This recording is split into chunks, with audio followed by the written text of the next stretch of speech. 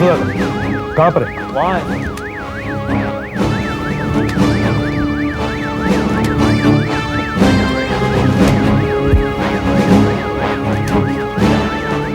क्या हुआ सर? ये मिस्टर मूर्ति अपने कुत्ते के साथ यहाँ वॉक के लाए थे सर। इनके कुत्ते ने आँख खोद दिया सर, ये देखिए।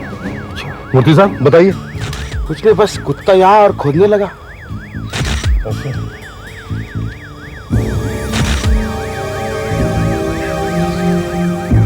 बुरी तरह सड़ गया सर, लगता है काफी दिनों से गड़ा पड़ा था।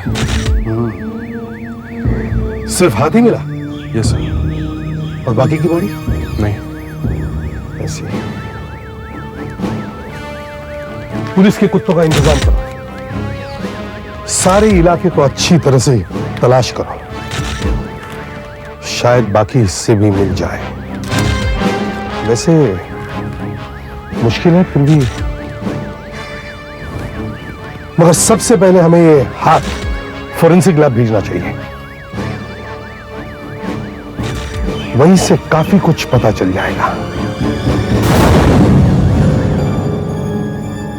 हाथ काफी सड़ गया है। हाँ, मगर आप जरा ध्यान से देखिए और बताइए। देखिए, हाथ यहां से काटा गया है और एक ही झटके में काटा गया है। कोई बहुत तेज चाकू या बहुत तेज कुल्हाड़ी होगी। और एक बात और, कट को देखने से लगता है कि मारने वाला कोई अनाड़ी नहीं था, हथियार का इस्तेमाल आता था उसे, तभी तो बांह एक ही झटके में शरीर से अलग हो गई। कितना समय हुआ होगा इस हाथ को जमीन में गड़े हुए? एग्जैक्टली बता पाना तो मुश्किल है, लेकिन इस हाथ की हालत को देखते हुए लगता है कि 2 से 6 महीने के बीच ये हाथ जमीन में गड़ा रहा होगा। 2 से 6 महीने के बीच? अच्छा, ये हाथ किसका हो सकता है? मतलब औरत या मर्द का? एसीपी साहब, इस हाथ के साइज को देख करके तो लगता है कि ये हाथ किसी औरत का होगा। और देखिए, ये नेल पॉलिश के निशान। अच्छा डॉक्टर साहब, इसकी उम्र क्या होगी? इसकी उम्र, देखो यार, अब तुम पूछोगे इसके जीजा जी का नाम क्या है। अरे डॉक्टर साहब, एक छोटा सा हाथ ले आए और चाहते हो कि मैं इसके पूरे खानदान के बारे में बता दूं? अगर ऐसा ही है तो किसी ज्योतिष के पास जाते, वो सब कुछ बता देता। अरे यार, इतना नाराज क्यों होते? अच्छा छोड़ो, उम्र छोड़ो, ठीक है। अब ये बताओ, क्या इसके फिंगरप्रिंट्स मिल सकते हैं? नहीं, इसके फिंगरप्रिंट्स निकालना बहुत मुश्किल है। क्यों? ये हाथ ज्यादा सड़ गया इसलिए? एसीपी साहब, फिंगरप्रिंट्स निकालने के लिए हमें उंगली को किसी सतह पर दबाना पड़ता है, और ये हाथ इतना सड़ गया है कि दबाते ही इसका मांस फट जाएगा। लेकिन मैं फिर भी कोशिश करूंगा, कोई तरकीब निकालूंगा इसके फिंगरप्रिंट्स निकालने के लिए। डॉक्टर साहब, आप फोन पे बता रहे थे कि आपको कुछ और भी मिला है। जी हाँ, ये देखिए, ये है ह्यूमन स्किन, इंसान की चमड़ी, किसी दूसरे इंसान की चमड़ी, और ये मुझे यहां मिली।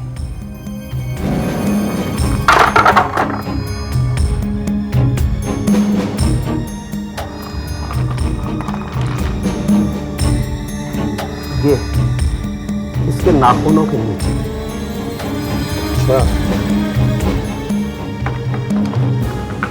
हो सकता है दोनों के बीच में हाथापाई हुई होगी और इसने अपनी जान बचाने के लिए कातिल को नोच लिया होगा। एसीपी साहब, मैं इस चमड़ी का डिटेल डीएनए एनालिसिस करूंगा। अगर ये चमड़ी खूनी की हुई तो हमें उसके बारे में बहुत कुछ पता लग सकता है। यस, तब तक अभिजीत तुम ये पता लगाओ कि शहर में पिछले 2 से 6 महीनों के बीच कितनी औरतें लापता हुई हैं।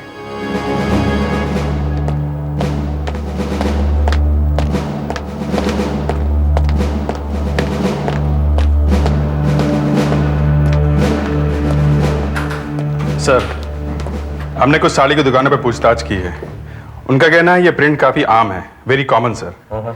ये साड़ी बेंगलोर में बनती है और इसकी कीमत करीब 900 रुपए है। शहर की तकरीबन हर दुकान पर मिलती है, इसलिए पता करना काफी मुश्किल है कि किसने ली है और किस दुकान से खरीदी गई है। अभिजीत, और एक बात, ये देखो, मुझे अंदाजा ही नहीं था कि 1 साल में इतने सारे लोग लापता हो जाते हैं। और पिछले 6 महीनों में इस शहर में से 95 औरतें गायब हो गई हैं।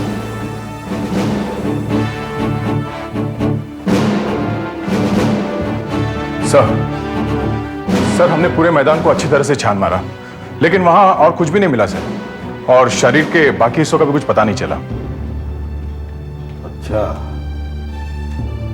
तो इसका मतलब है कातिल ने शरीर के टुकड़े आसपास नहीं गाड़े, दूर दूर गाड़े होंगे, ताकि ना तो बॉडी मिले और ना ही उसकी पहचान हो सके। हमें कुछ ना कुछ करना ही पड़ेगा, वरना इतनी सारी औरतों के बारे में पता लगाते लगाते हमारी उम्र कट जाएगी। जरा वो साड़ी दिखा दो तो। देखते हैं इससे कुछ पता चलता है क्या।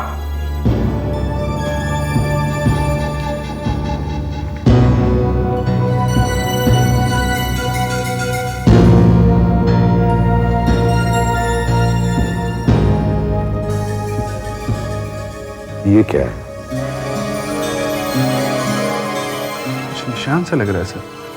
देख सर, जरा ट्रे लाओ।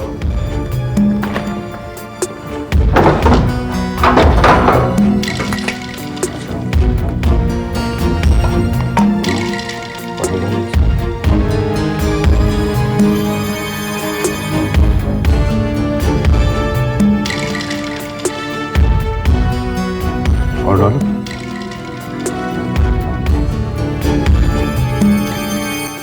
ये तो लॉन्ड्री मार्क है। लगता है किसी ने साड़ी लॉन्ड्री में देकर ड्राई क्लीन करवाई है और ये उसी लॉन्ड्री का निशान है। अच्छा सिस्टम है ये, क्योंकि शहर के काफी सारे लॉन्ड्री वाले अपने कपड़े ड्राई क्लीन करवाने के लिए एक ही जगह देते हैं और इसलिए वो अपना अपना एक अलग निशान लगाते हैं। पता लगाओ ये किस लॉन्ड्री का निशान है। नाखून से मिली चमड़ी का टेस्ट हो गया है। ये किसी इंसान की ही चमड़ी है और वो भी किसी आदमी की, और उसका ब्लड ग्रुप है ARH नेगेटिव। लगता है आजकल बहुत ओवरटाइम कर रहे हो डॉक्टर साहब। नई नई तरकीब ढूंढ रहे हो क्या? बीवी ने घर से बाहर निकाल दिया क्या? ये मेरा कमाल नहीं है भाई, ये तो DNA टेस्ट का कमाल है। अच्छा, मैंने ओवरटाइम किया है फिंगरप्रिंट्स निकालने के लिए। मैंने सोचा फिंगरप्रिंट्स छाप नहीं सकते हैं तो चमड़ी तो निकाल सकते हैं। वो कैसे? देखिए, मैं आपके सामने निकाल के दिखाता हूं।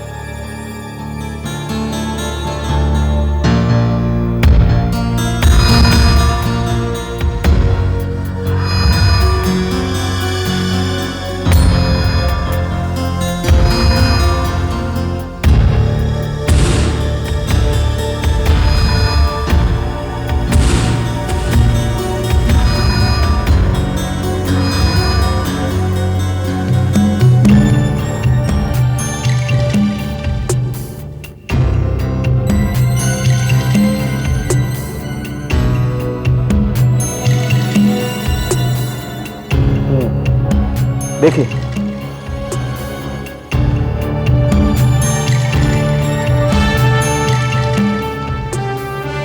वाह, इस बार तो कमाल कर दिया डॉक्टर साहब।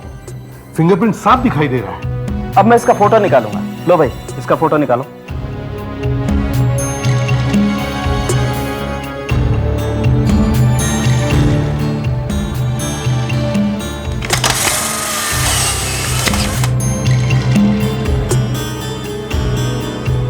वाह, वेरी गुड। फिंगरप्रिंट एकदम साफ है। बस ऐसे ही मैं दूसरी उंगलियों के प्रिंट भी निकाल लूंगा। एक और ले लो भाई, सेफ्टी के लिए।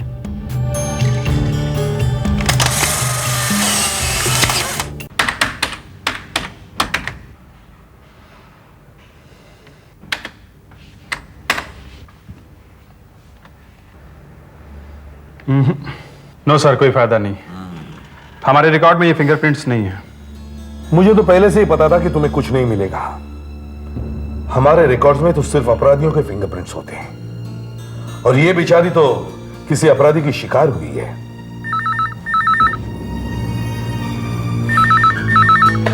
हेलो, हाँ दया बोलो। लॉन्ड्री मिल गई? Very good. कहाँ है? सेंटा क्रूज ईस्ट। नाम? Viking laundry. ठीक है, पहुंचता हूं।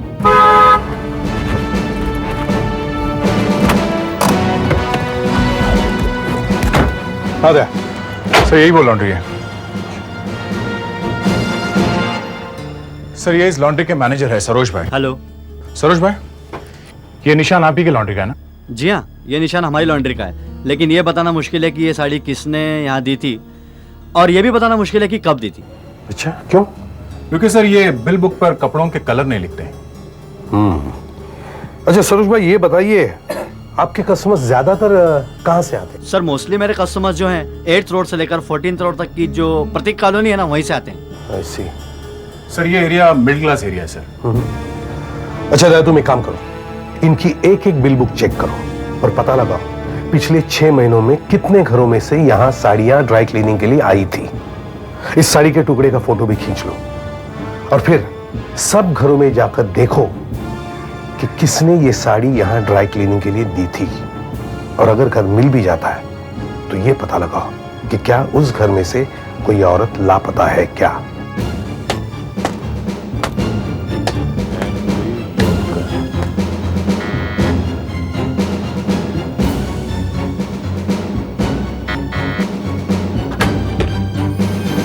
Hello madam, CID. सीआईडी? आपको क्या चाहिए? देखिए मैडम, एक रूटीन इंक्वायरी है। आपके पास कभी ऐसी साड़ी थी क्या? नहीं। ध्यान से देखिए, नहीं। हो सकता है आपके घर में किसी के पास हो।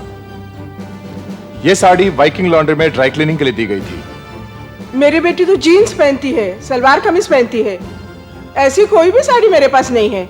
देखिए, मुझे नीचे से यह पता चला है कि आपके यहाँ एक लेडी रहा करती थी जो करीब 6 महीने पहले यहाँ से चली गई है। ओह, आपका मतलब मीनाक्षी से है? मीनाक्षी? वो मेरी बहन है। 2 साल तक वो यहाँ थी, फिर उसे बैंक से मकान मिल गया, बहुत बड़ा मकान मिल गया, तो वो वहीं चली गई। आप अपनी बहन से कब से नहीं मिली है? यही कोई 2-3 महीनों से। 2-3 महीने? Oh my God. कहीं, एक मिनट, उसका नंबर क्या है? 695 695 221। हाँ, 221। यस। हेलो। हाँ, एक मिनट, आप बात कीजिए। हॅलो, ए मीनाक्षी, हा मी ताई बोलतेय बरं का ग. अगं काय बेत काय आहे तुझा? हा, अगं काय माहिती, इकडे कोणतरी इन्स्पेक्टर का कोणीतरी सीआयडी येऊन उभे राहिलेत आणि मला म्हणतायत की तू कसली ती साडी नेली होतीस म्हणे. अगं काय म्हणून, काय माहिती काय बोलतायत ते, काहीतरी हो. एक मिनट। Hello Meenakshi ji, thank you, sorry for bothering. Thank you madam.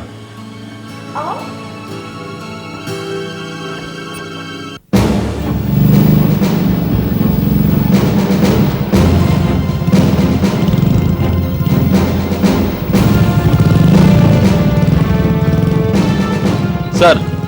हाँ, कुछ पता चला? सर 5 घर हमने चेक कर लिए, मगर उससे कुछ मालूम नहीं पड़ रहा है। सर, हाँ? जो घर मैंने चेक किए उनमें भी कोई नहीं मिला, और ऐसा भी नहीं लग रहा है कि कोई झूठ बोल रहा हो। दया के साथ भी यही हो रहा है। इस बिल्डिंग में 2 फ्लैट बाकी हैं, 12 नंबर मिसेस शाह का और 19 नंबर मिसेस पटेल का। तुम लोग इंक्वायरी चालू रखो, मैं देखता हूँ इधर। Okay sir.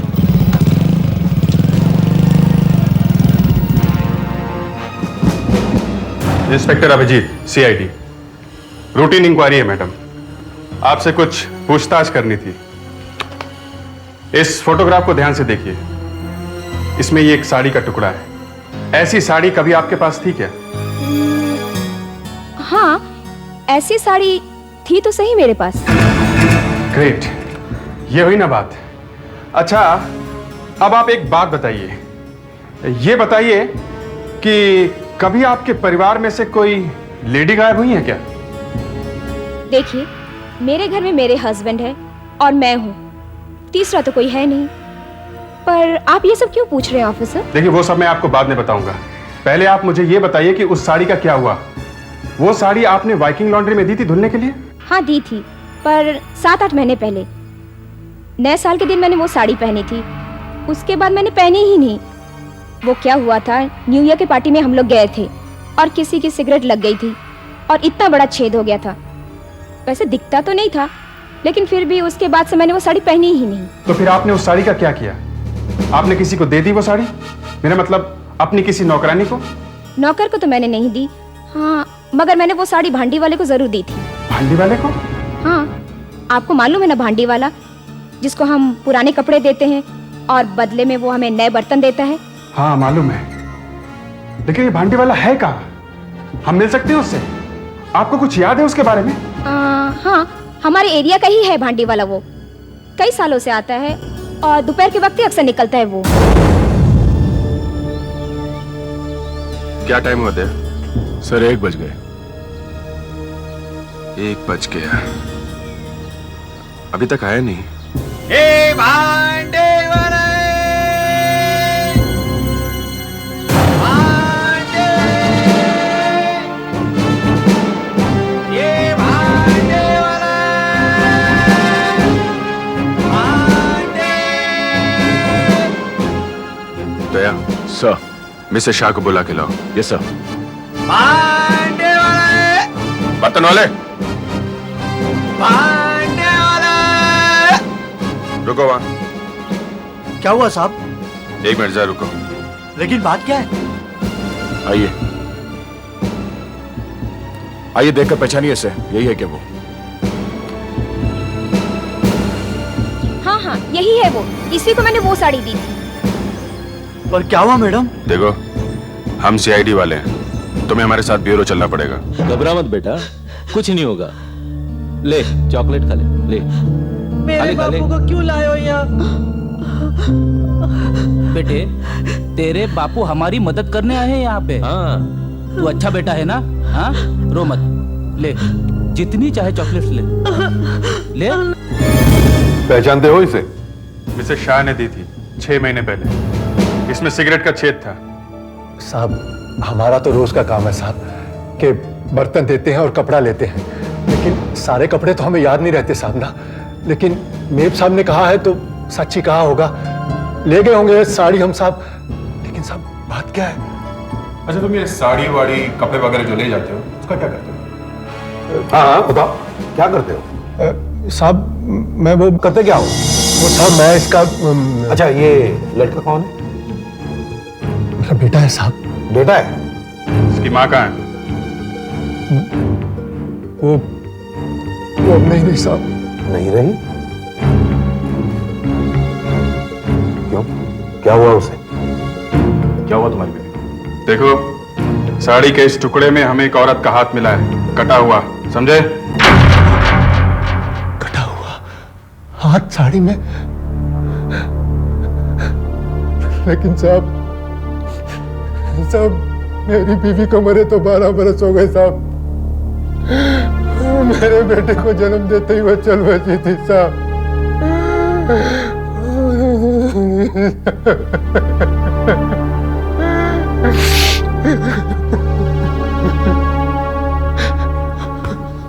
सॉरी, लो पानी पीजिए।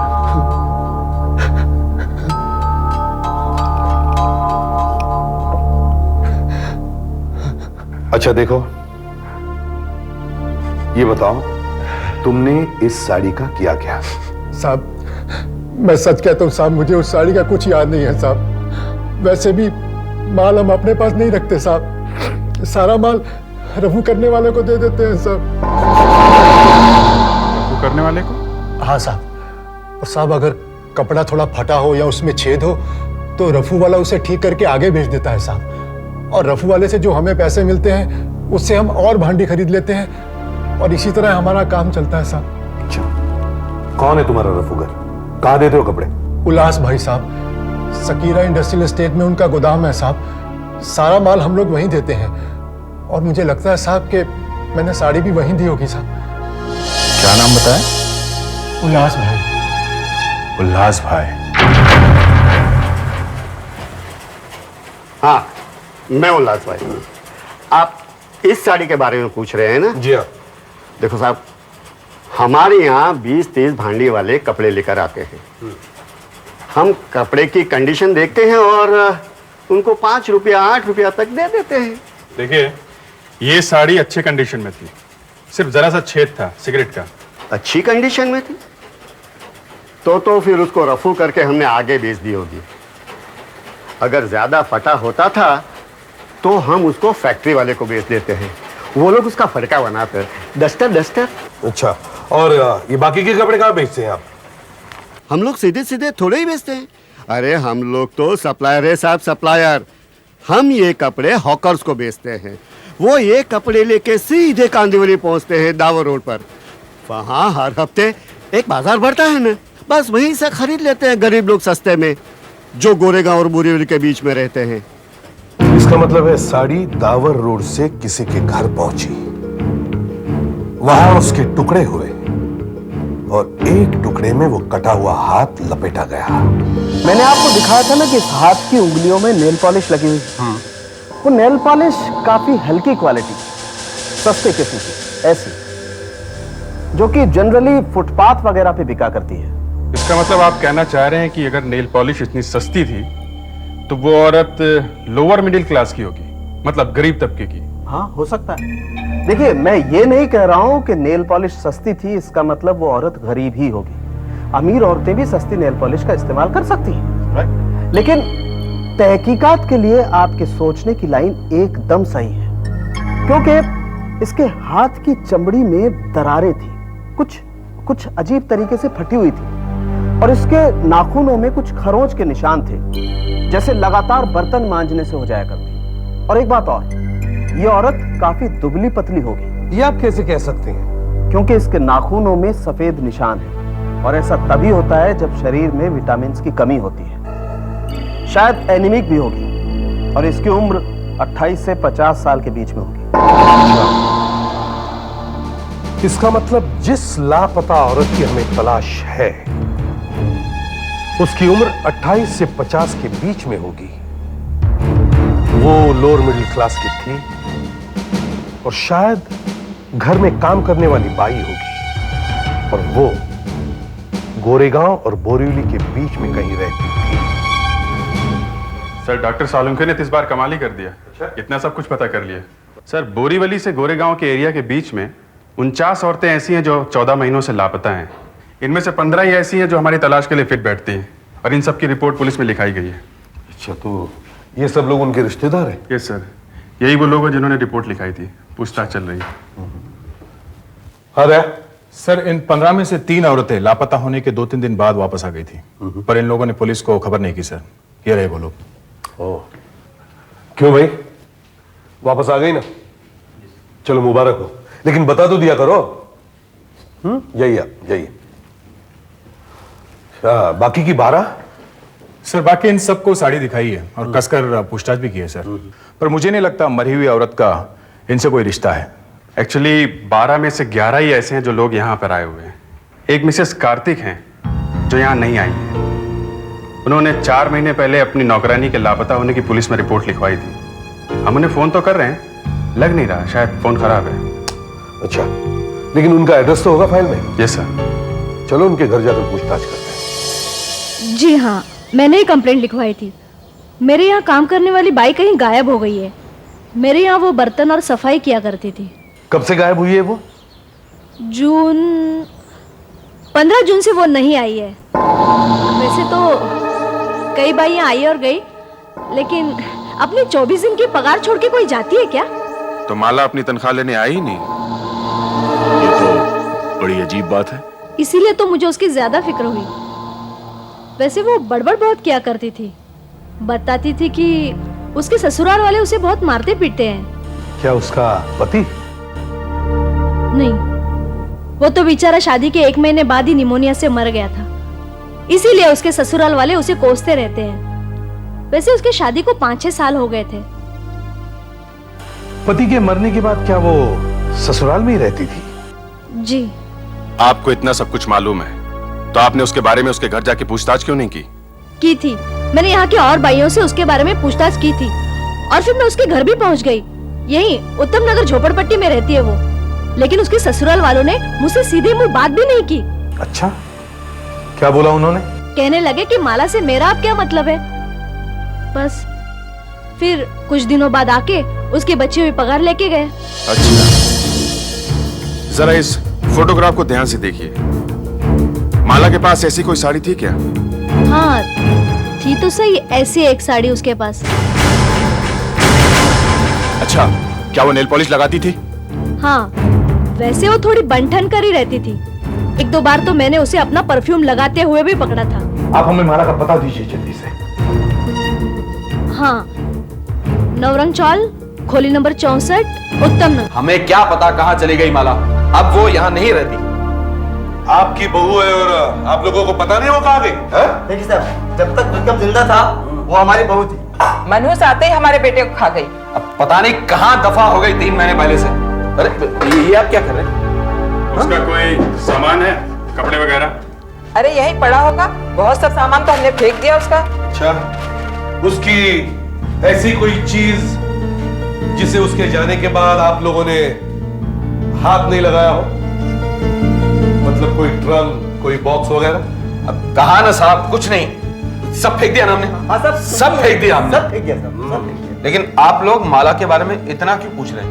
नहीं, आखिर मामला क्या है? मामला छोड़ो, ये बताओ कि कोई चीज है कि नहीं, बस।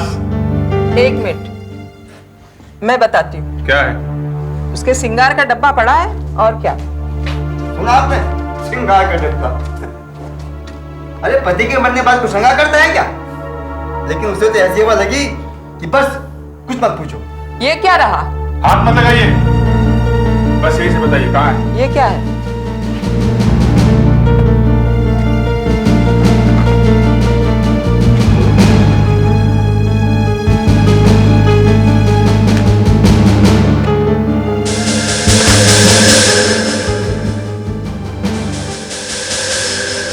ये कौन है? माला? माला साहब। इसे हम ले जाते हैं, इसे हम ले जाते हैं। और दया, इनको भी ब्यूरो ले चलो। अरे लेकिन हमने क्या किया? अरे लेकिन हमने क्या किया साहब? अच्छा, एक मिनट, कपड़े तो पहनने दो। हाँ पहन। ये बात गलत है। चलो।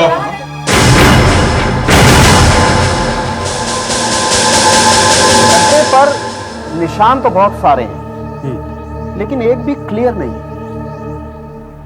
लेकिन इस शीशे पर मुझे एकदम क्लियर निशान मिल रहे हैं। ये देखिए। तो क्या आपने इस हाथ के फिंगरप्रिंट्स के साथ ये मैच करके देखे? जी हाँ एसीपी साहब, ये देखिए, ये फिंगरप्रिंट्स इस हाथ के हैं और ये फिंगरप्रिंट्स इस शीशे से निकाले, दोनों एकदम मैच करते हैं। तो इसका मतलब है ये हाथ इसी लड़की का है। दया, उन दोनों को अंदर ले आओ। ये आप हमें कहाँ ले आए? हमें कहाँ ले आए? नहीं, लेकिन अब हमने किया क्या साहब? लेकिन आइए आइए आइए, इधर आइए, यहाँ खड़े हुए। साहब हमें क्यों बुलाया यहाँ? हमने ऐसे क्या किया साहब? और ये कटा हुआ हाथ साहब। देखिए, घबराइए मत, हमें एक छोटी सी जांच करनी है आपके खून की और चमड़ी की, बस। चमड़ी की जांच? लेकिन साहब, हाँ बस, ये साहब हमने तो ऐसा थोड़ी सी चमड़ी लेनी है। ये सब क्या? कुछ नहीं होगा, बस थोड़ी सी।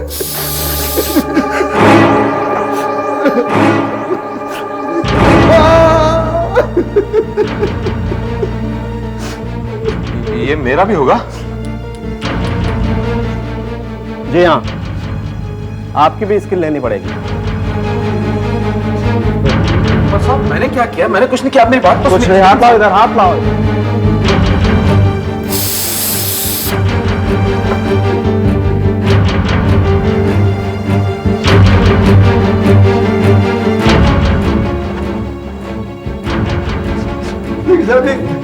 किस लिए? अभी सब पता चल जाएगा। दया, काम होने के बाद इन्हें ऑफिस ले आना। बस मुझे भी आधा घंटा लगेगा इसकी जांच करने में। क्या माला मर गई? ये आप क्या कर रहे साहब? हमने नहीं मारा साहब उसे। हमने नहीं मारा साहब, नहीं मारा।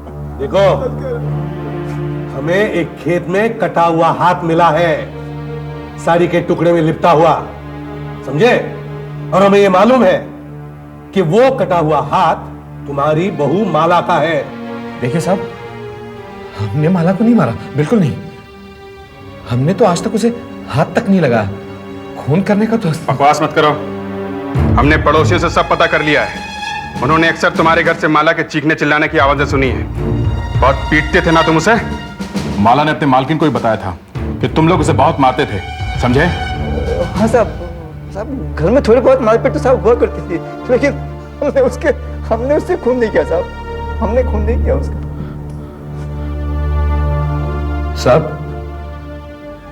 विक्रम भैया के मरने के बाद कुछ दिन तक वो एकदम सीधे से रही।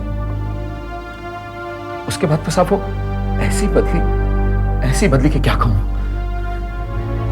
इतना फैशन, एकदम फिल्मी हीरोइन के माफिक। साहब, विधवा जैसी तो वो बिल्कुल नहीं लगती थी। फिर मैंने उसे, एक दो आदमी उसे बातचीत करते देखा, तब मुझे बहुत गुस्सा आया था साहब। बस यही बात है साहब, यही बात थी, लेकिन हमने उसकी हत्या नहीं की साहब, नहीं की हमने उसकी हत्या। जल्दी ही पता चल जाएगा। हमें उसके नाखूनों में फंसा किसी की चमड़ी का टुकड़ा मिला है और वो कातिल का ही है, यह हमें पता है। अगर वो तुम दोनों में से किसी का निकला तो सीधा जेल जाओगे, फांसी भी हो सकती है, समझे? रिपोर्ट अभी आने ही वाली है।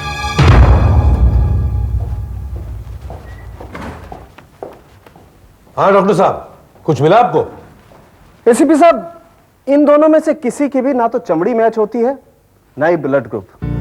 इन दोनों का ब्लड ग्रुप है BRH नेगेटिव, जबकि खूनी का ब्लड ग्रुप है A पॉजिटिव। माला ने जिस आदमी को खरोंचा है वो इन दोनों में से कोई नहीं हो सकता। तेरा लाख लाख शुक्र है भगवान, हमने आपसे साहब पहले ही कहा था कि हम बेकसूर हैं। अच्छा ये बताओ, तुमने माला को किससे बात करते हुए देखा है? कौन है वो, कहाँ रहता है, सब कुछ बताओ। साहब, मैंने उसे रामू नाम के आदमी के साथ 3 बार खूब हंस कर बातें करते हुए देखा है साहब। हाँ साहब, अपने घर के पास 4 नंबर 32 में वो रहता है, हो सकता है शायद उसे कुछ पता हो।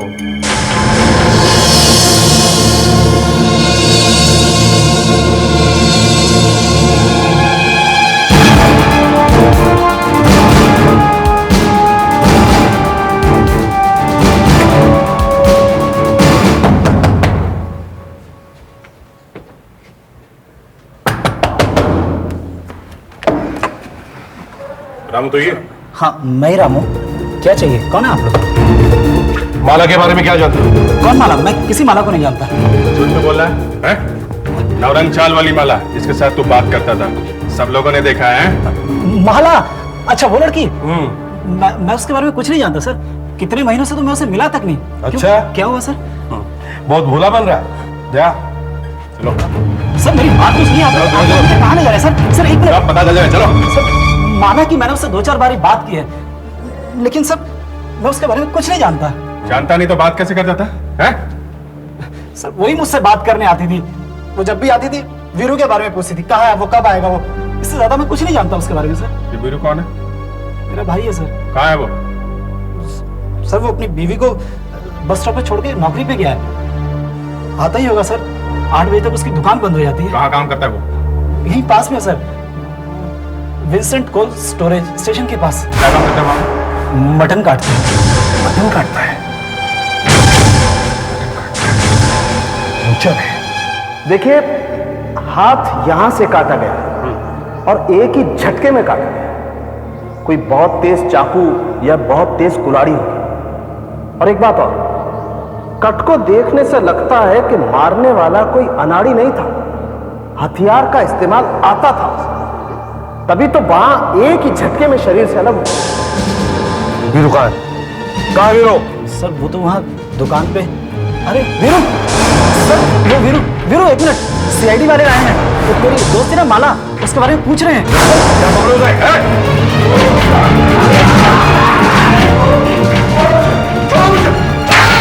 क्यों मारा तुमने माला को? क्यों मारा?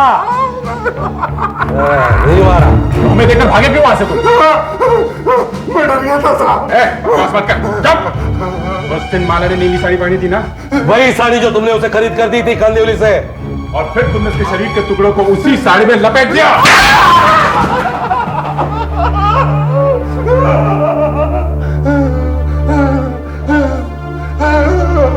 वो कटा हुआ हाथ तो हमें मिला, मगर बाकी के टुकड़े कहाँ है शरीर के? कहाँ फेंके तुमने? नदी में या कहीं गाड़ दिए? नहीं मारा साहब। नहीं मारा? क्यों मारा तुमने उसे? हाँ? वो तुमसे शादी करना चाहती थी ना, मगर तुम शादीशुदा थे, इसलिए तुमने उसे। तुम बदनामी से बचना चाहते थे कि तुम्हारा नाम एक विधवा के साथ जोड़ा जा रहा है ना?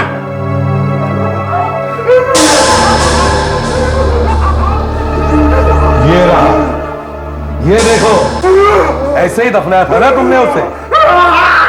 मरने के बाद भी यह हाथ तुम्हारी तरफ इशारा करके बता रहा है, कह रहा है कि तुम ही माला के कातिल हो, तुमने ही माला का खून किया है।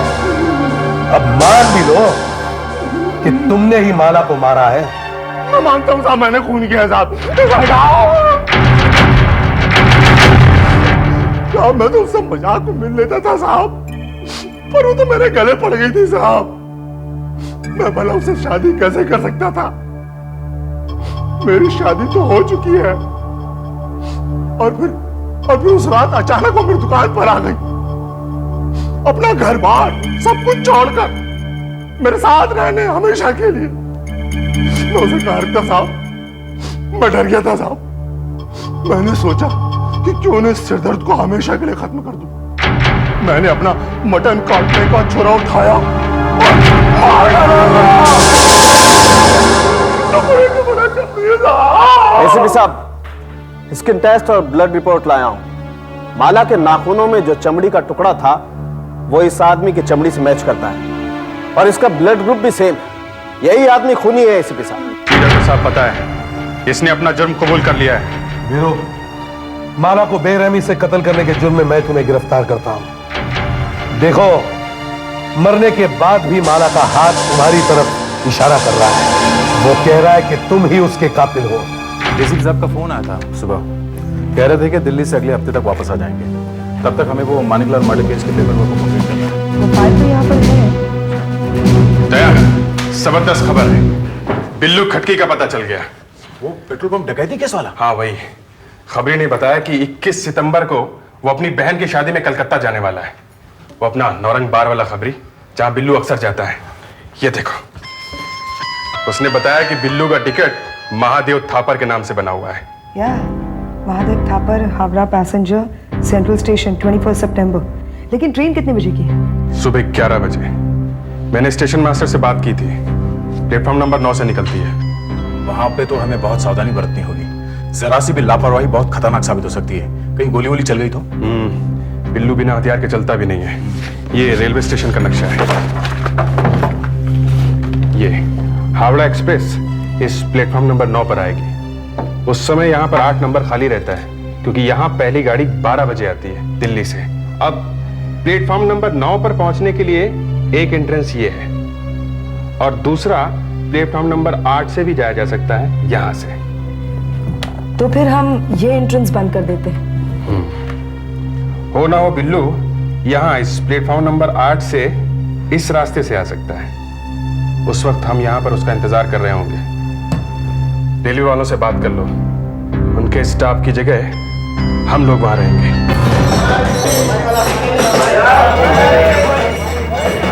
यात्रियों से निवेदन है, टिकट किधर है? ध्यान दीजिए। लेके आओ। प्लेटफॉर्म नंबर 5 पर आने वाली गाड़ी त्रिवेणी एक्सप्रेस करीब 2 घंटे लेट चल रही है। इस ट्रेन की अब करीब 1 बजे आने की संभावना है। यात्रियों से निवेदन है, कृपया ध्यान दीजिए। प्लेटफॉर्म नंबर 5 पर आने वाली गाड़ी त्रिवेणी एक्सप्रेस। कितनी दूर है आप? तक मालूम है ना कहाँ आएगा। और आराम से पकड़ो, इसे कांच का सामान है, इसमें रुकना नहीं चाहिए, समझे कि नहीं? Hello ma'am, ticket. Platform cross करने के लिए यात्री कृपया ओवरब्रिज का ही इस्तेमाल करें। प्लेटफॉर्म क्रॉस करने के लिए यात्री कृपया ओवरब्रिज का ही इस्तेमाल करें। प्लेटफॉर्म नंबर 3 पर आने वाली कमलाकर एक्सप्रेस अब किसी भी क्षण स्टेशन पर चलो बाहर चलो, उधर वाले कोने में सामान रख देना। यहाँ प्लेटफॉर्म नंबर 3 पर आने वाली यहाँ रख दे आराम से। अब किसी भी क्षण स्टेशन पर आ सकती है।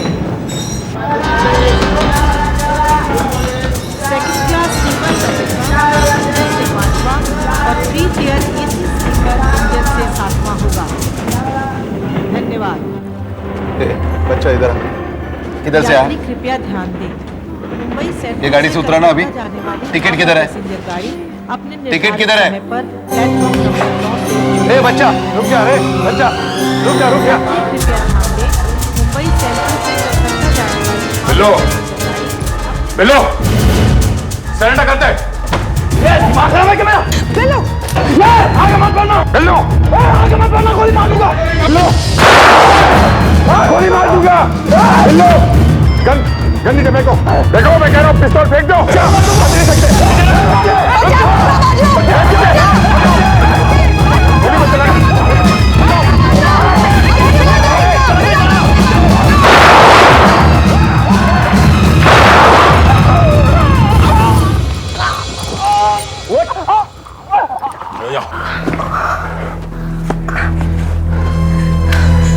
सर आप ठीक तो है? हाँ मैं ठीक हूँ ये लड़का बीच में आ गया इसलिए गोली नहीं चला सका कौन है ये?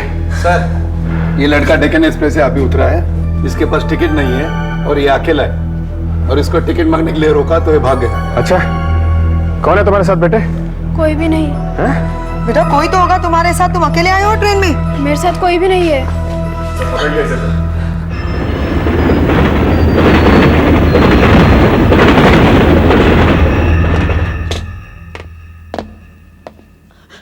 खाना खाओ बेटा, घबराओ मत, खाओ।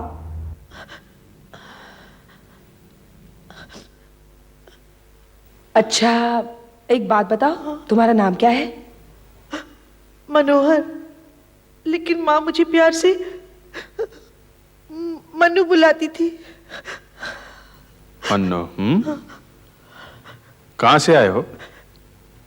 कसारी से। कसारी ये कहाँ है? मालूम नहीं। कोई बात नहीं खाना खाओ। अच्छा ये बता बेटे कसारी में रेलवे स्टेशन है? हाँ। ये डेक्कन एक्सप्रेस से आया है जो मैंगलोर से चलती है। हो सकता है ये कसारी कहीं बीच में पड़ता हो, छोटा सा गांव या शहर होगा। मैं ट्रेन का रूट चेक करता हूँ, देखता हूँ रास्ते में कसारी कहाँ पड़ता है। ठीक है।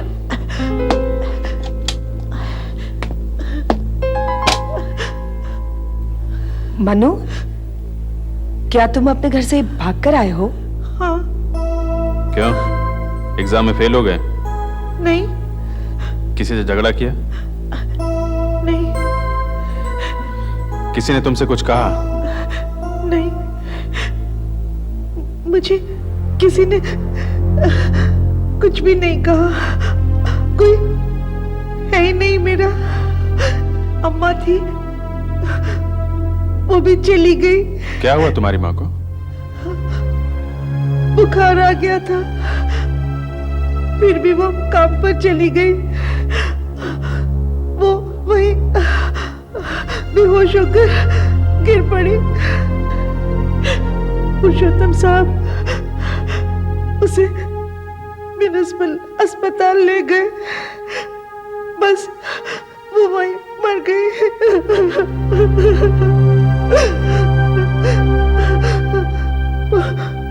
5 दिन हो गए। रो मत बेटे, लो पानी पी लो। फिर क्या हुआ बेटा? पुरुषोत्तम साहब ने कहा कि मैं उनके साथ रह सकता हूँ, मगर दादी जी तंग करती थी। उनको मेरा उधर रहना पसंद नहीं था। बार बार गुस्सा करती थी, कहती थी कमरा चाहिए। बस मैं वहां से भाग आया। क्यों? तुम्हारा यहाँ कोई है? हाँ।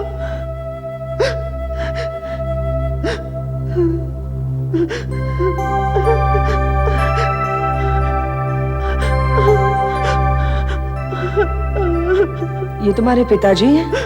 हाँ। कब आए थे वो यहाँ? मालूम नहीं। इनका नाम क्या है? मुझे तो उनकी शक्ल भी याद नहीं, बस यही है मेरे पास। मैं बहुत छोटा था जब वो यहाँ आए थे। अम्मा कहती थी वो यहाँ है, बस मैं उनको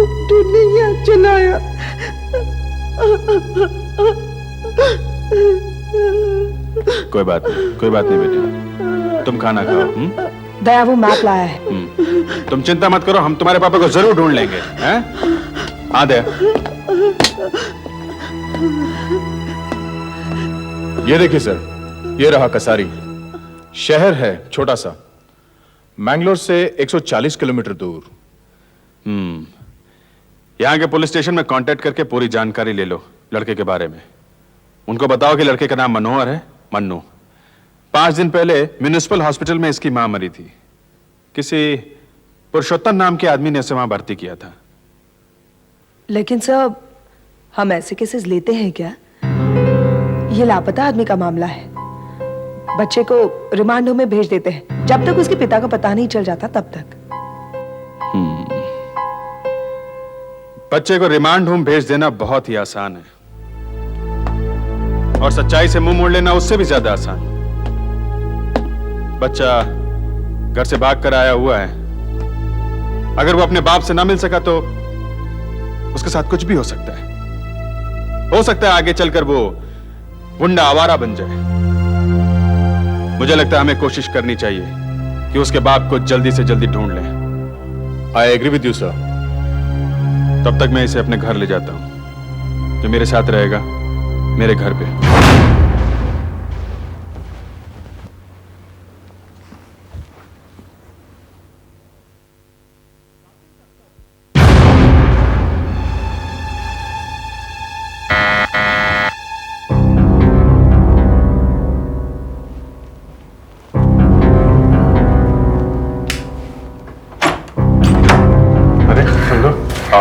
मैं मन्नू के लिए कुछ कपड़े लेकर आई हूँ।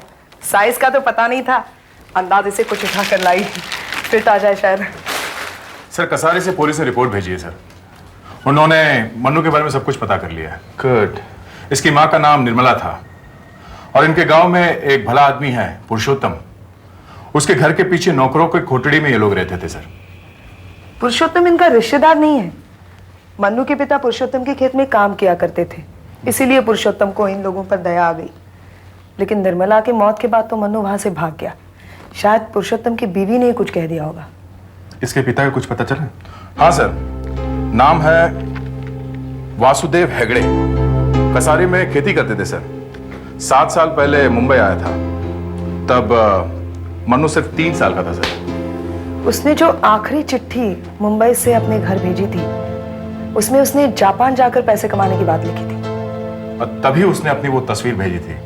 उसके बाद ना तो कोई चिट्ठी लिखी ना पैसा भेजा। इसीलिए मन्नू की माँ को काम करना पड़ा सर। 7 साल से बिछड़ा हुआ है ये अपने पिता से, और उन्हें ढूंढने इतनी दूर यहाँ चला आया। अगर ये इसी शहर में है तो हम उसे ढूंढ निकालेंगे सर। वैसे इसने जितनी भी चिट्ठियां मुंबई से कसारी को लिखी थी, उसमें से एक भी चिट्ठी वहां नहीं मिल सकी सर। इसीलिए किसी को इसका पता भी नहीं मालूम। काफी साल हो गए ना सर। क्योंकि ये जापान जाने की बात कर रहा था, इसीलिए मैं पासपोर्ट ऑफिस से ये पता करता हूं कि वासुदेव हेगड़े नाम के किसी आदमी को कभी पासपोर्ट दिया गया है या नहीं। ठीक है। यहाँ कुछ लिखा हुआ है, साफ नहीं है, कुछ स्टैम्प सी लगती है। Green photo studio, Dadar. हमें ये फोटो लेकर वहां जाना चाहिए, शायद वहां से कुछ पता चल जाए।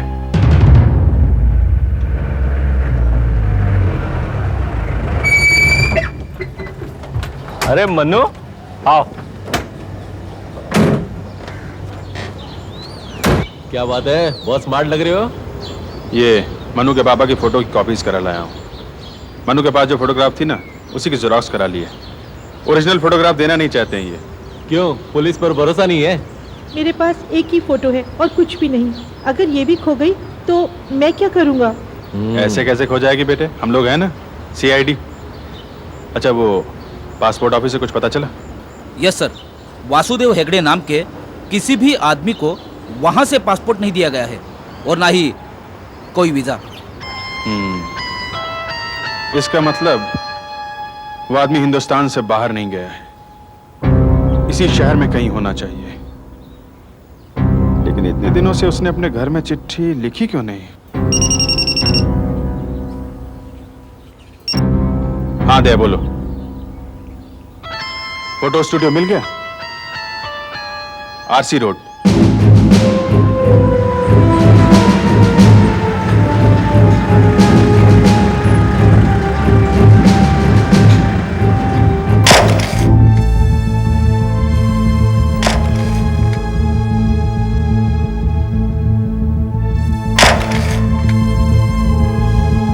आइए सर। हाँ दे।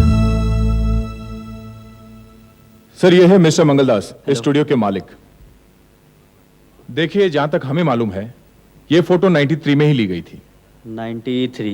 और सर एक बात हमारे लिए बहुत अच्छी है, आपने पिछले सारे रिकॉर्ड्स रखे हुए हैं। हाँ लेकिन सर हम कस्टमर को नेगेटिव नहीं देते, क्योंकि सालों साल बाद जब वो आते हैं तो उसी नेगेटिव से फोटो बना देते हैं।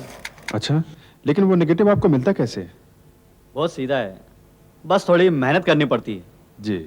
वैसे हमारे पास सभी सालों का रिकॉर्ड है। कब खींची गई थी फोटो? 93 में। 93। एक मिनट। 92। हाँ ये रहा 93 का रजिस्टर। इसमें 93 में जितने भी फोटोग्राफ्स खींचे गए थे सभी के नाम है। अच्छा, क्या नाम बताया था आपने? वासुदेव हेगड़े। वासुदेव हेगड़े। रवि सालवी, रमेश पटेल, नीलेश, मितेश, रिकी, एनी, कृति, आशीष व्यास, कमल, बबीता, डॉक्टर सलूजा, ओम प्रकाश, सुनीता, संगीता, आशीष। हाँ ये रहा वासुदेव हेगड़े। 4 जून को खींची गई थी ये फोटो। विस्ता एम्प्लॉयमेंट सर्विस से आए थे। करीब 10 लोग थे और जापान जाने के लिए आए थे। जापान? लेकिन पासपोर्ट ऑफिस वालों का कहना है कि वासुदेव हेगड़े नाम के किसी आदमी का पासपोर्ट उन्होंने कभी बनाया नहीं। क्या एड्रेस लिखा? ये Vistas employment services, park road. चलो इस एड्रेस को थोड़ा निकालते हैं। एड्रेस तो यही है, मगर ये तो कोई कैसेट की दुकान लगती है। अंदर चलकर देखते हैं। Yes, can I help you? जी हम CID से आए। Yes, what can I do for you? यहाँ पर पहले एक एम्प्लॉयमेंट एजेंसी हुआ करती थी, विस्टास एम्प्लॉयमेंट सर्विसेज के नाम से। क्या आप हमें उसके बारे में कुछ बता सकते हैं? हाँ, इस नाम की कोई कंपनी तो थी यहाँ पर, लेकिन उसे बंद हुए काफी टाइम हो गया।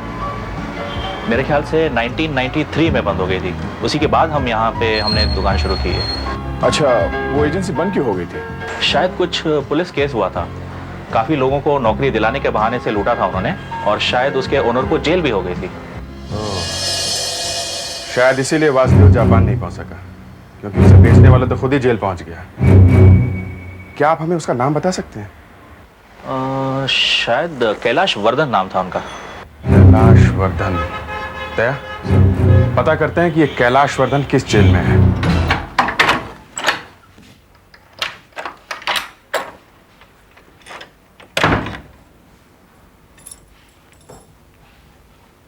क्यों मन्नू जी, अभी तक सोए नहीं? मुझे नींद नहीं आई आज। क्यों? ऐसे ही। ओहो। एक बात बताइए, वो फोटो किसकी है? वो फोटो? हाँ। ये फोटो बेटे, मेरे साथ काम करने वाले कहते हैं कि ये मेरी माँ है। आपको ये भी याद नहीं कि ये आपकी माँ है? नहीं बेटे, मुझे कुछ भी याद नहीं है। मेरी माँ, मेरे पिताजी, मेरे भाई, मुझे तो ये भी याद नहीं है कि मैं कौन हूं। मगर मुझे तो मालूम है कि मैं कौन हूँ। मैं तो मनु हूँ। हाँ, ये तो मुझे भी मालूम है कि तुम मन्नू हो। अच्छा बेटा, तुम्हें याद है कभी बचपन में पिताजी ने तुम्हें गोद पे उठाया हो, कभी तुम उनकी पीठ पे चढ़े हो, उनके साथ खेले हो? नहीं, बिल्कुल नहीं। कभी कभी मैं अपनी आंखें बंद कर कर याद करने की कोशिश करता हूँ, मगर मुझे कुछ तो याद नहीं आता। बस पिताजी का एक धुंधला सा चेहरा दिखाई पड़ता है। मैं तो जब आंखें बंद करके याद करने की कोशिश करता हूँ, मुझे तो कुछ भी दिखाई नहीं देता। क्या आपके माँ बाप आपको छोड़कर चले गए थे? नहीं बेटे, वो मुझे छोड़कर कभी नहीं गए। वो तो मैं ही हूं जो सब कुछ भूल गया। मैं बहुत कोशिश करता हूं सब कुछ याद आ जाए, लेकिन कुछ भी याद नहीं आता, कुछ भी दिखाई नहीं देता, सिर्फ अंधेरा ही अंधेरा।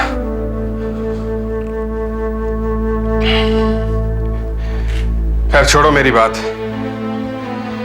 लेकिन मैं तुमसे वादा करता हूं कि मैं तुम्हें तुम्हारे पिता से जरूर मिलवाऊंगा, चाहे वो जहां कहीं भी हो, चाहे जितना भी समय लगे, लेकिन मैं तुम्हें तुम्हारे पिता से जरूर मिलवाऊंगा, ताकि तुम्हें मेरी तरह कभी रोना ना पड़े। कैलाश, ये उन आदमियों में से एक है जिसे तुमने जापान में नौकरी दिलाने का वादा किया था जून 93 में। इसके बारे में हमें कुछ बता सकते हो सकता है कि उन आदमियों में से एक हो, मुझे याद नहीं है, बिल्कुल याद नहीं है। ठीक से याद करो। इसे तुमने जापान भेजने का वादा किया था। कहां मिले थे तुम इससे? उसके बाद ये आदमी कहां गया? क्या पता था इसका? इतना टाइम जेल में रहा, अब तो मुझे किसी का शक्ल याद नहीं है, बिल्कुल याद नहीं है। अरे अपनी जिंदगी भर की कमाई कोई किसी अनजान आदमी के कहने पर लुटा दे तो इसमें मैं क्या कर सकता हूं? अगर बकरा कसाई के दरवाजे पे खुद आ जाए तो इसमें उसकी क्या गलती? अरे मेरे हाथों तो इतने आदमी बेवकूफ बन चुके हैं कि मुझे तो खुद भी याद नहीं है। सर, जब कैलाश को जेल भेजा गया होगा तब पुलिस ने उसके ऑफिस का सारा सामान हिरासत में ले लिया होगा, तो वो सामान पुलिस के गोदाम में ही होना चाहिए sir. You are right sir, हम वही चल के देखते हैं। चल।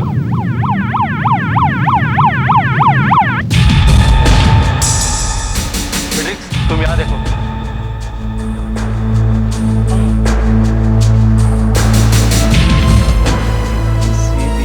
नहीं, ये भी नहीं।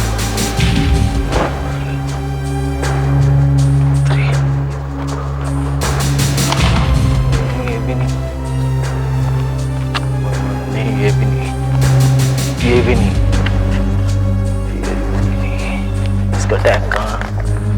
नहीं, ये भी नहीं। इसका टैग कहाँ गया? दिखाई नहीं दे रहा है। क्या हुआ सौदागर? इसका टैग मिल नहीं रहा है, खींचे जरा। एक मिनट।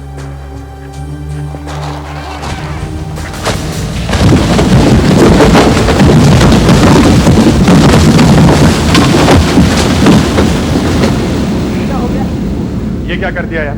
Sorry sir. अब इनमें से कैसे ढूंढेंगे सर? एक काम करो, एक एक बोरी चेक करो और इधर देते जाओ। ठीक है सर। देखो। नहीं है सर। नहीं है। ये नहीं है सर। नहीं है। नहीं है सर, ये भी नहीं है। नहीं है। नहीं है सर। नहीं है। ये भी नहीं है सर। नहीं सर, ये नहीं मिला। CB 1123 जून 93। यही है। गुड।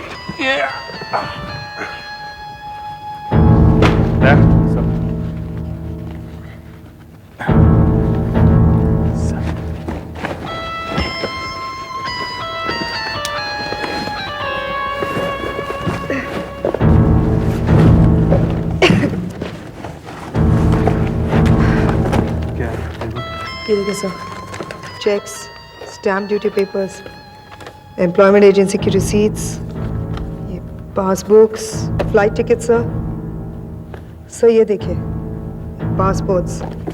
कैलाश वर्धन ने जबरदस्त चक्कर चलाया था सर, ये देखिए। सर, ये वासुदेव का फाइल मिल गया? हाँ सर, ये देखिए रसीद सर, 10,500 रुपए की। वासुदेव से लिया गया था सर, कैलाश वर्धन ने लिया था। और ये है अपॉइंटमेंट लेटर, ये बायोडेटा। 1992 में लेथ ऑपरेटर के काम किया था स्वराग मिल्स में, परेल। उसके बाद बाइकला में टेक्सटाइल्स में काम किया था सर, मार्गो टेक्सटाइल्स में। और ये अपॉइंटमेंट लेटर है सर। ये अपॉइंटमेंट लेटर नकली है। ऐसे नकली अपॉइंटमेंट लेटर बना के कैलाश वर्धन ने न जाने कितने लोगों को ठगा होगा। इसके बायोडाटा में पता क्या है? ये सर। 15 कोलीवाड़ा चाल, साइन।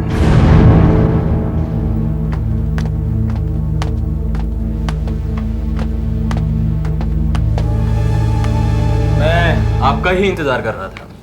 सुना है कि तुम इस आदमी के बारे में जानते हो? बहुत अच्छी तरह जानता हूँ। ये वासुदेव है अपना, वासुदेव। कहाँ है ये? लेकिन ये यहाँ तो नहीं रहता, काफी साल हो गए इसको यहाँ से गए हुए। तो क्या आप हमें इसके बारे में कुछ और बता सकते हैं? सीधा साधा आदमी था साहब, फैक्ट्री में नौकरी करता था। पता नहीं एक दिन क्या हुआ, दिमाग सटक गया, नौकरी छोड़ के घर में बैठ गया। कहने लगा यहाँ कुछ मजा नहीं है, बाहर जाऊंगा, फॉरेन जाऊंगा, खूब ढेर सारा पैसा कमाऊंगा। यही बड़ी बड़ी बातें करने लगा, उसी चक्कर में बर्बाद हो गया सर। हाँ ये मालूम है हमें, उसने जितना पैसा कमाया सब एजेंट को दे दिया। ये बताओ उसके बाद क्या हुआ उसका? होना क्या था साहब, दिमाग और फिर गया, दारू पीने लगा, बिल्डिंग में रोज आना नाटक करता था, रोज रोता था, चिल्लाता था। कुछ दिन तो मैंने बर्दाश्त किया, जब उसने मेरा किराया नहीं दिया तो मैंने उसे बाहर निकाल दिया। 93-94 की बात है, पता नहीं साहब अब वो कहाँ होगा। आओ जाओ सर, हाँ दे, हाँ दे, बोलो सर। ये सचिन है, यहीं रहता है, इसने वासुदेव को देखा है सर। अच्छा कब, कहाँ? देखा तो था मगर उस बात को बहुत साल हो गए। कहाँ देखा था? वो साकेत गली है ना, विक्टोरिया थिएटर के पास, बस वहीं पर देखा था होली के टाइम। वो क्या कर रहा था वहां पर? उसकी हालत तो बहुत खराब थी, मगर उसने ऐसा दिखाया जैसे वो मुझे जानता ही नहीं। बहुत बुरी हालत थी उसकी। विक्टोरिया थिएटर, साकेत गली।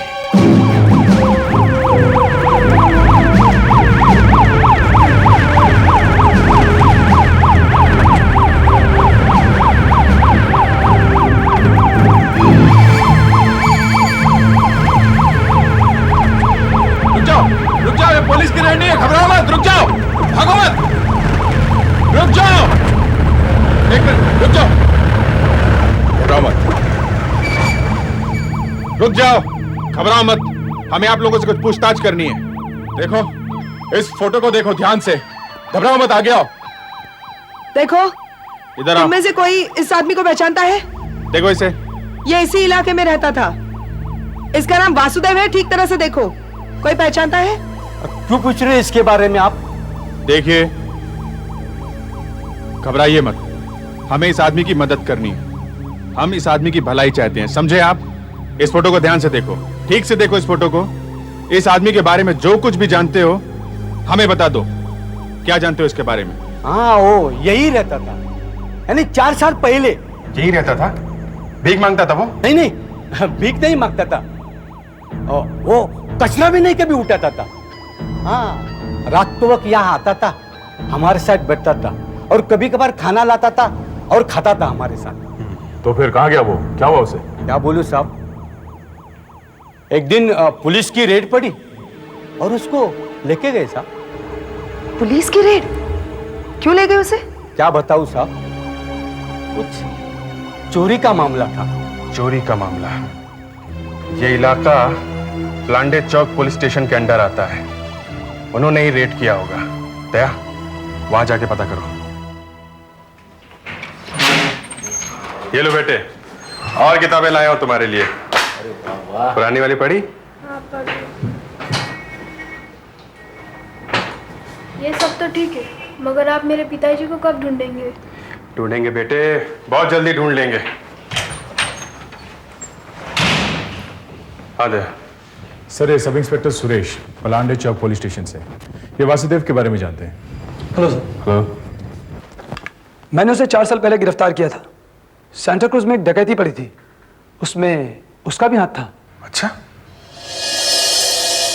इंस्पेक्टर सुरेश, आपको अच्छी तरह याद है उस डकैती में इस आदमी का हाथ था? जी सर, बिल्कुल था।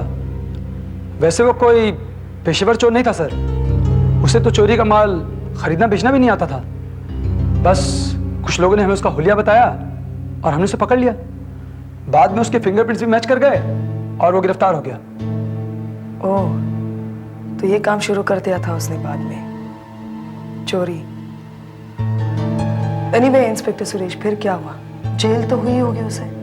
जी हाँ मैम, मगर कोर्ट में गवाही देने के बाद से मैंने आज तक उसे दोबारा नहीं देखा। मैं पता करता हूँ उसे किस जेल में भेजा गया है। Thank you inspector, thank you very much. अजीब कहानी है ना, कहाँ नहीं ढूंढ रहे हम उस आदमी को, और मिला कहाँ? पुलिस की हिरासत में। पर बड़े अफसोस की बात है कि वो जेल में है। पर चलो, अपने मन्नू के पिताजी मिल तो गए। हाँ भाई मन्नू, हमने वादा किया था ना कि तुम्हारे पिताजी को ढूंढ लेंगे। बहुत जल्दी अब तुम उनसे मिलने वाले हो। अच्छा? हाँ, बहुत जल्दी। वासुदेव हेगड़े 1 हफ्ता पहले ही जेल से छूट चुका है। वो अब कहाँ गया होगा ये तो मालूम नहीं। हाँ, मैंने सुधीर को बुलवाया है। वो उसके साथ ही उसकी कोठरी में बंद था, 112 में। क्या बात है वार्डन साहब? ये सीआईडी के ऑफिसर्स हैं, ये तुमसे कुछ पूछना चाहते हैं। क्या हुआ साहब? देखो, हम वासुदेव हेगड़े के बारे में पूछना चाहते हैं। वासुदेव? अरे वो तो अभी अभी छूटा है, फिर से कोई लफड़ा कर दिया क्या उसने? नहीं, ऐसी कोई बात नहीं। क्या तुम्हें पता है कि वो अब कहाँ गया होगा? वो तो मेरे को मालूम नहीं साहब, लेकिन वो मेरे को बोला कि बहुत दिनों से अपने घर वालों को कोई चिट्ठी नहीं लिखा था। वो वैसे चिट्ठी लिखता था वो, लेकिन लिखने के बाद फाड़ देता था। बोलता था घर वालों को क्या बोलूं कि मैं जेल में हूं। उसने कभी अपने गांव कसारी जाने की बात की थी क्या? कसारी का तो कुछ पता नहीं साहब, लेकिन हाँ वो एक बात बोलता था साहब कि वो अपने घर खाली हाथ नहीं जाएगा। वो बोलता था कि घर जाने से पहले ढेर सारा रुपया कमा के जाएगा। ठीक है, ले जाओ इसे। साहब, अपन एक बात पूछता है, आप लोग ये सब काहे को पूछता है?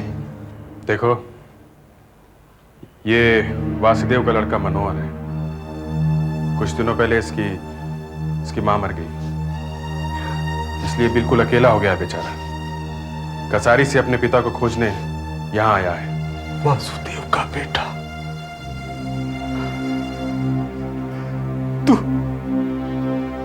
तू वासुदेव का बेटा है? हाँ? तेरा बाप तेरे को बहुत याद करता था रे, बहुत प्यार करता था तेरे को तेरा बाप। पर फिक्र नहीं, अपन है तेरे साथ, अपन है। साहब, एक बात अपन आपको बोला नहीं साहब। क्या है, अपन खाली पीली किसी को तकलीफ में नहीं डालना चाहता था, लेकिन जल्दी बता साहब। वो वासुदेव छूटने से पहले 125 नंबर वाले रघु के साथ बहुत बातचीत करता था साहब। वो रघु जिसको 12 साल की लगी ना साहब, उसी के साथ पता नहीं क्या क्या बात करता था साहब। पर साहब, आप अपुन का नाम नहीं लेना साहब। क्या है, रघु बहुत खतरनाक आदमी है साहब। आप अपुन का नाम नहीं लेना। 125 नंबर वाला रघु? किसने आपसे कहा ये सब बकवास? मैं वासुदेव को ठीक तरह से जानता नहीं, सिर्फ 1-2 बार मिला था, बस यूं ही दुआ सलाम के लिए। वासुदेव जेल से छूटने वाला था और फिर वो बहुत सारे पैसे कमाना चाहता था। हो सकता है तुमने ही उसे किसी चोरी वोरी के काम के बारे में बता दिया हो। मैंने कहा ना साहब, मैं कुछ नहीं जानता उसके बारे में। कि बेकार में खाली पीली, क्या जमाना आ गया है, जेल में भी पुलिस वाले चैन से जीने नहीं देते। चुपचाप बता दे कहाँ है वासुदेव, समझा? मुझे नहीं पता साहब। बस बहुत हो गया, सीधी तरीके से बता दे कि वासुदेव को तूने किस काम पे लगाया, नहीं तो सब। देखो रघु, तुमने यहाँ सिर्फ अभी 4 साल काटे और 8 साल तुम सरकारी मेहमान हो यहाँ पर। क्यों खामखा अपना जीना हराम करना चाहते हो? और मेहमानों की खातिरदारी कैसे की जाती है हम अच्छी तरह से जानते हैं। आखिरी बार शराफत से पूछ रहे हैं, बता दे अभी भी। मैंने कहा साहब, मैंने उसे काम पे नहीं लगाया।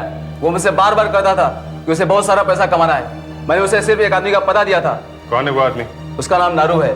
नारू? वो मलाड का मिडनाइट बार वाला? हाँ जी हाँ, मैंने वासुदेव को उसके पास भेजा था। सर, नारू एक छटा हुआ बदमाश है। वो छोटे छोटे बच्चों से चोरी चकारी करवाता है, 2-4 बार अंदर भी जा चुका है सर। वो ऐसे लोगों की तलाश में रहता है जिनके पास कोई काम नहीं होता, जो पैसों के लिए कुछ भी करने को तैयार हो जाते हैं। थोड़ा सा पैसे देने का देता क्यों नहीं? छोड़ूंगा नहीं तेरे को। ज्यादा भाव दिखाने का नहीं है, समझा? तो इसको समझाओ ना आप। चल यार, पैसे लेके क्या यार, मेरे को पैसे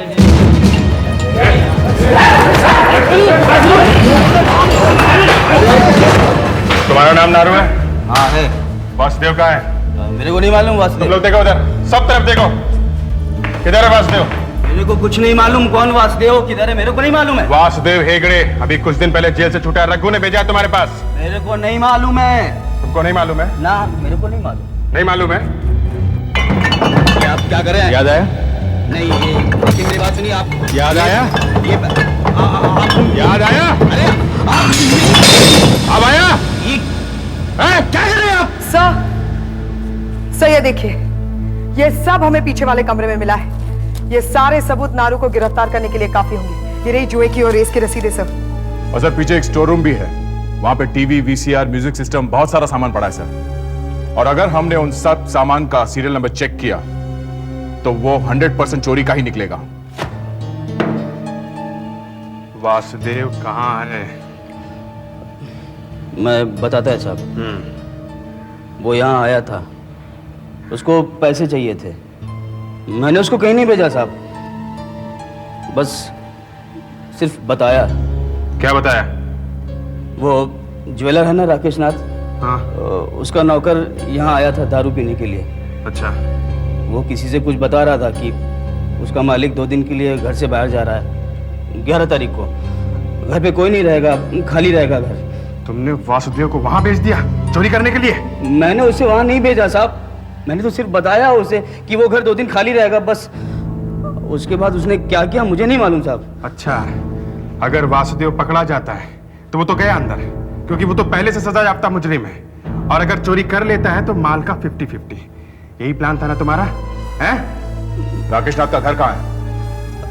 बैंड स्टैंड पर, मरीना बंगलो, 18th रोड।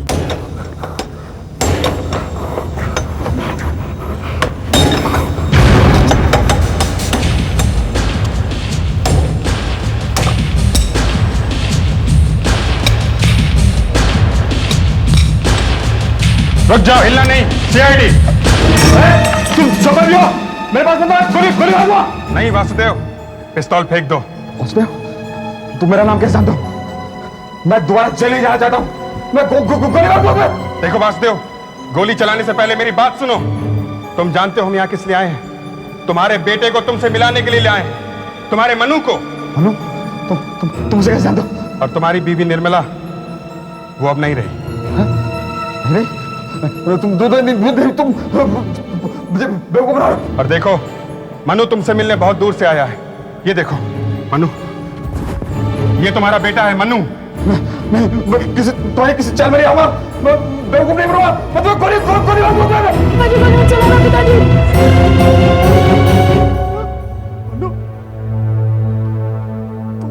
मेरा बेटा है।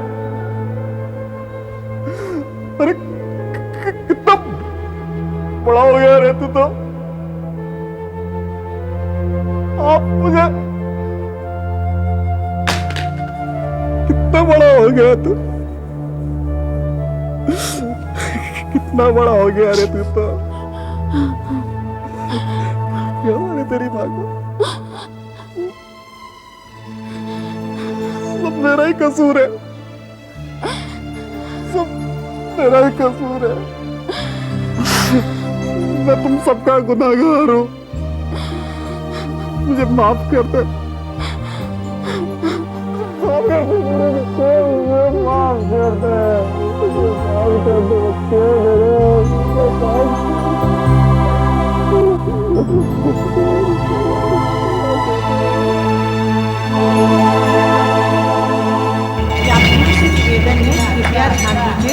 लोगों का शुक्रिया किस तरह अदा करूं?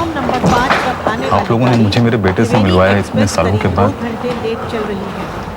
इस ट्रेन की अब करीब 1 बजे मनु, अपना ख्याल रखना, ठीक है? यात्रियों से निवेदन है, कृपया ध्यान दीजिए। अपना ख्याल रखना मनु। और तुम वासुदेव, आइंदा किसी लफड़े में नहीं पड़ना, ठीक है? जी साहब। मनु, ये तुम्हारी कॉमिक्स घर पे ही भूला है? प्लेटफॉर्म क्रॉस करने देखो वासुदेव, यात्री कृपया तुम चाहो तो यहीं रुक सकते हो। हम तुम्हें अच्छी से नौकरी दिलवा देंगे और मनु का भी किसी अच्छे स्कूल में एडमिशन करवा देंगे। नहीं साहब, अब मैं यहाँ नहीं रुक सकता। मुझे मेहनत ही करनी है तो मैं अपने छोटे शहर में जाकर क्यों ना करूं? जैसी तुम्हारी मर्जी। मेरे ख्याल से तुम्हारे इसी फैसले में तुम्हारी भलाई है। नंबर 3 पर आने वाली कमला अच्छा मन्नू, अब किसी भी क्षण स्टेशन चिट्ठी लिखना। हाँ। बोलोगे तो नहीं ना? नहीं, है? कभी नहीं। मैं आपको कैसे भूल सकता हूँ? आपने तो मेरे पिताजी से मुझे मिलवाया।